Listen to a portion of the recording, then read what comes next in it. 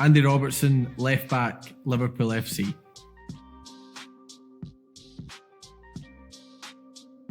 I think for me, it's just trying to improve every day, trying to get better, but also, I think I've always, one trophy's great, but it's not enough. There's always more to come. There's always more to achieve, and in different areas. National teams a huge motivation for me. Club football, obviously winning trophies, because the feeling when you win trophies and the feeling they have, in cup finals and things like that, you can't replicate in normal games and things, and that's the feelings you want to feel in football. You want to look back at one point and go, what Premier League did we win? Because we won that many and things like that. But I think that's why me and this squad are so motivated that, one is good, but we always want more. And I think you always just try and continue to improve and always try and see the next challenge, not the challenge that's already been.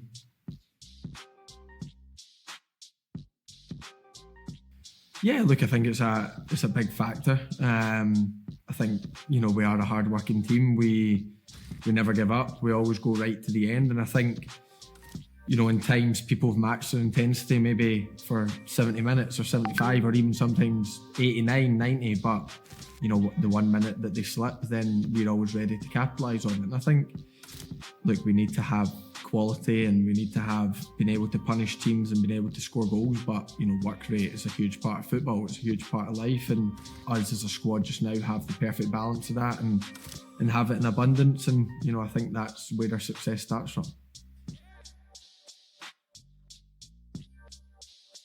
Our lives are under a microscope. Everyone's kind of looking in, and everything you do on the football pitch and everything you do off the football pitch is, analysed by, people you'll never meet and people you never know. And sometimes that's hard to get your head around. But it's important, when it comes to, for me, when it comes to game day, that's where I feel I belong. For instance, if I can take you to, the day of the 2 Champions League finals I've played in, the easiest part of the 2 days was the 90 minutes of football, because that's the bit you're in control of.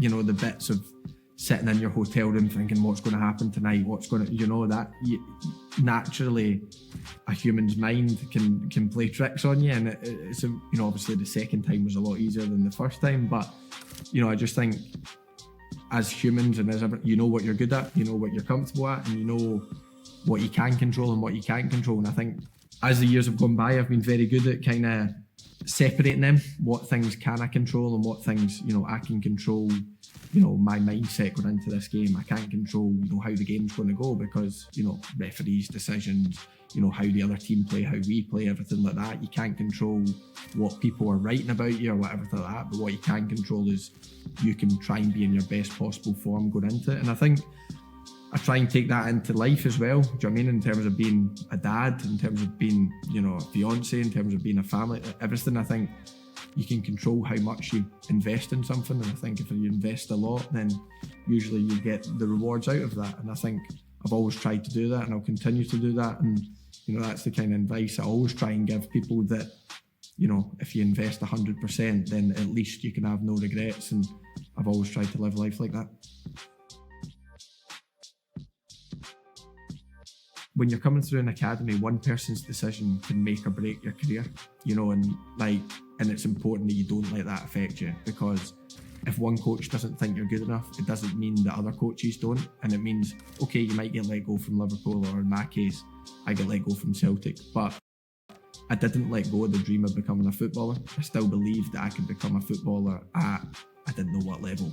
If you told me I was sitting here at Liverpool, I wouldn't have agreed with you, but I believed I could still make it. And I just think it goes back to, if you give 100% to it, and that was my attitude. If I gave 100% to my footballing career, I knew if I was doing a normal job now, I'd have no regrets, because I could look back on it and go, do you know what, that wasn't for me, because I gave it absolutely everything and I wasn't good enough, and that's fine, I can deal with that.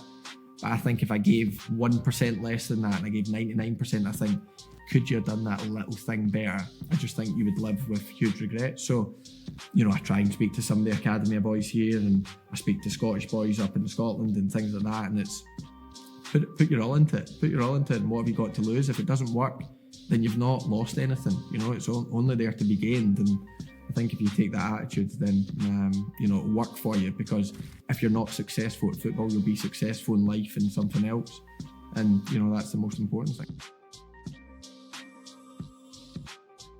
Hard work beats talent every time. If talent doesn't work hard enough, of course, that's always a saying that stayed with me when I was at Celtic.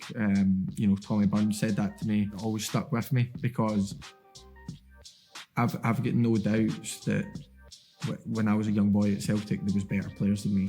I've got no doubts at Queen's Park, technically, there was probably better players than me. At Hull and at Liverpool, there was technically better players than me.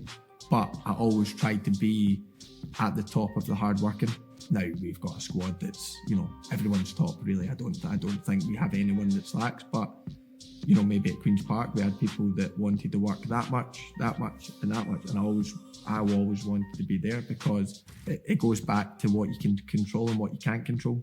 You can control how hard you work in games. You can control, how much you run and how much you do. You can't control if, say for me, if I'm coming up against a winger and he has the best game of his life, I can't control that. That's him to control. I can try and defend him the best possible way, but sometimes that doesn't work. Sometimes I misplace passes, sometimes I take bad touches.